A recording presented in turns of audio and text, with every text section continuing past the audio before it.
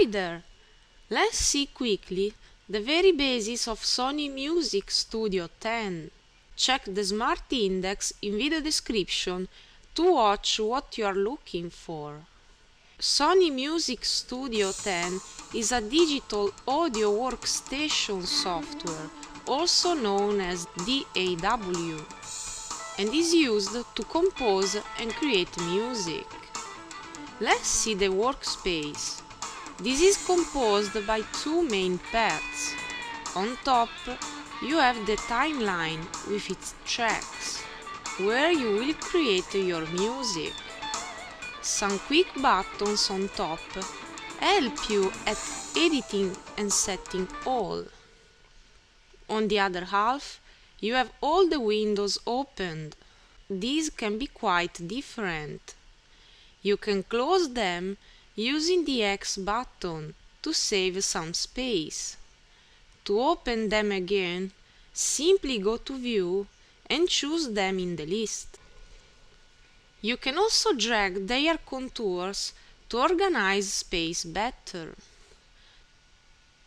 Click on the white sheet icon to create a new project. The Explorer window below lets you import music files in your project. Simply browse, choose the audio file and drag it on top in the timeline. A row called track appears to contain your file. All files in the timeline are called clips. If auto preview is enabled, you will hear how a selected file is. Click on it to disable it, so you can use the play and the stop buttons to play a file manually. There are several kinds of files you can use. Sample files are sound waveforms that do have a known instrument. This includes any audio format, from .wav to .mp3. You can recognize them in the timeline if you see waveforms inside the clips. Then you have the MIDI files. These are audio clips that save notes but don't have any defined instrument. You can hear these in preview because the software adds an instrument by default. Then you have the visible clips, such as videos and images. This software can't do anything on these, but you can still render a full video using your music created as soundtrack. It is better to save often your project. You can use the floppy disk icon or press Ctrl and S. Saving your project means to open it again later anytime, in case you want to edit or continue it later. You have two distinct formats available, .acd and .acd-zip. It is always better to use the second one. If you use it, you will be able to open your project anywhere, without losing links to your source files, since these are saved inside the project itself. Mind that this format is much bigger than the .acd one. Before starting, set some properties on the left. Use the bar to set the beats per minute, or BPM, which is the playing speed of the project. When your project has clips, you can play and stop it using the player right below. You can use your keyboard to check fast how your project is. Use Enter key to play and stop the player. If you play again, you will go on from the last point. If you use Space key instead, the player will come back to its original position when you stop. If you need to play a part on and on in loop, You need to use the loop region. To create it, simply approach your mouse on top until your pointer shows two opposite arrows. If you click and drag, the loop region is created. So simply enable loop playback from the player and play the tracks. You will hear on and on the parts of your project that fall inside such region. Hold Shift down to set the region carefully. If you click above the timeline, you will fix the playhead. So if it's outside the loop region, the player will go on its own.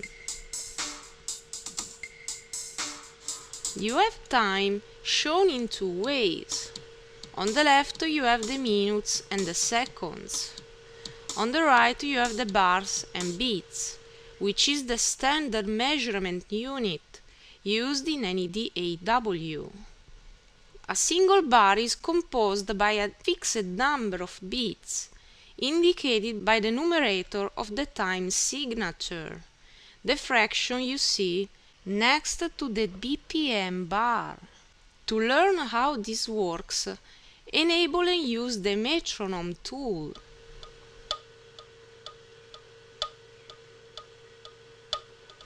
Keep in mind that a column in the timeline is a full single bar. The timeline is composed by different tracks, one for each row. Audio tracks welcome just sample clips, the ones that have a waveform well defined. MIDI tracks just welcome MIDI files.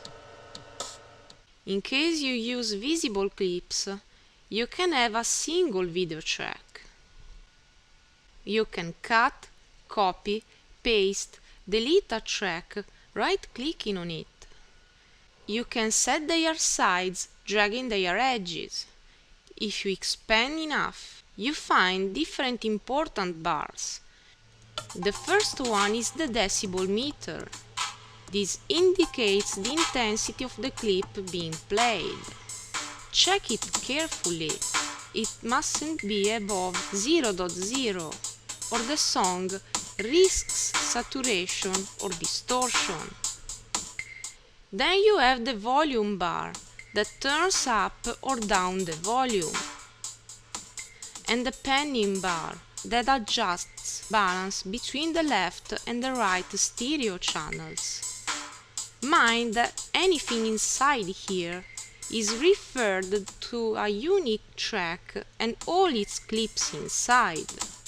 So, if you increase volume, you will do so just to all the clips inside such track and not on other tracks. You have several buttons in the top right corner, but just two of them are quite important. Mute is used to turn off the whole track to make it silent. Click on it again to turn it on.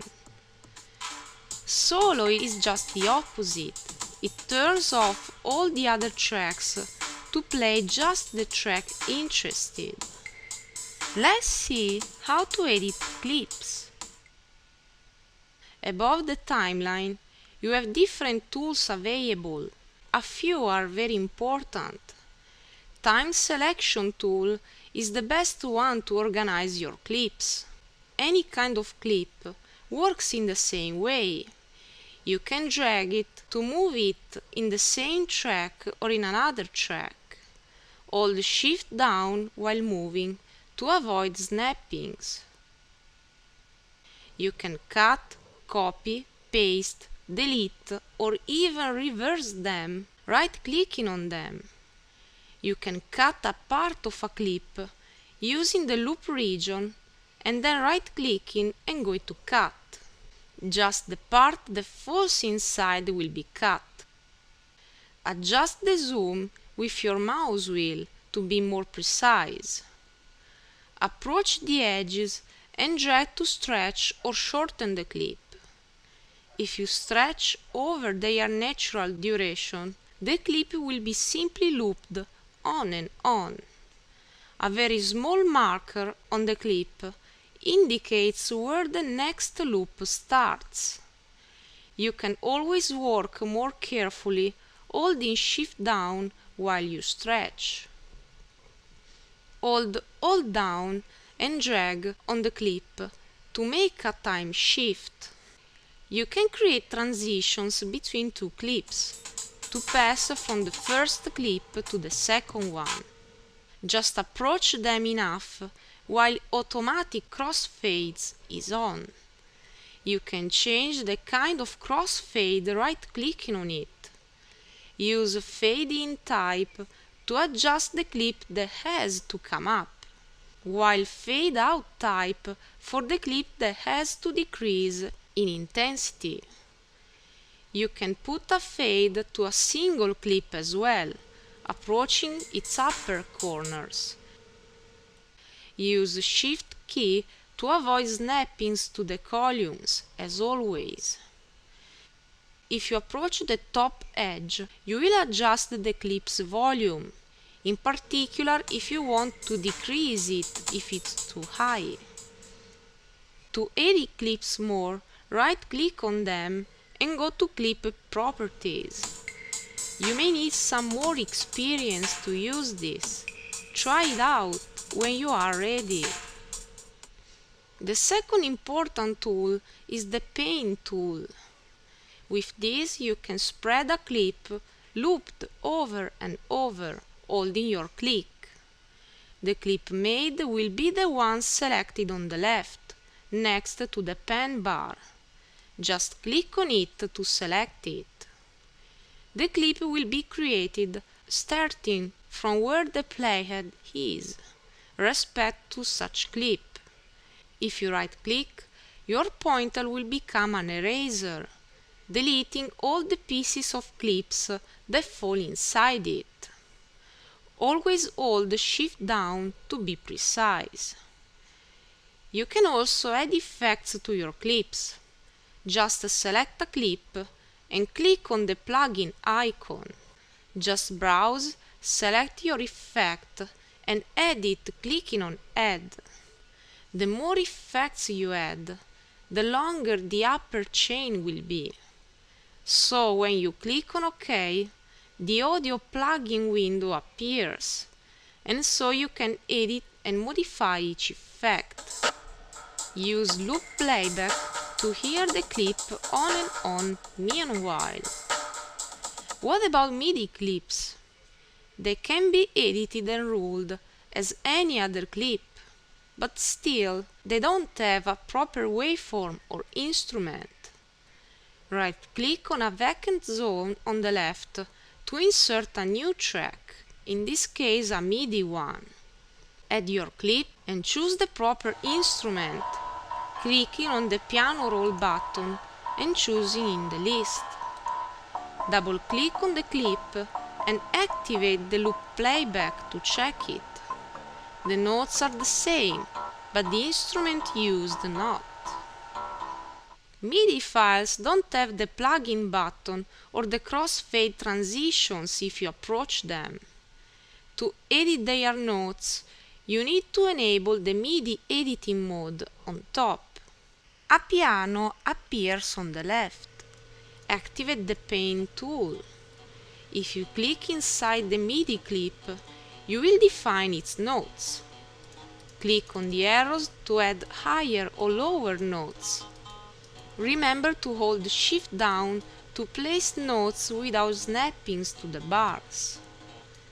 When your work is finished, just export it. Go to File and then to Render As.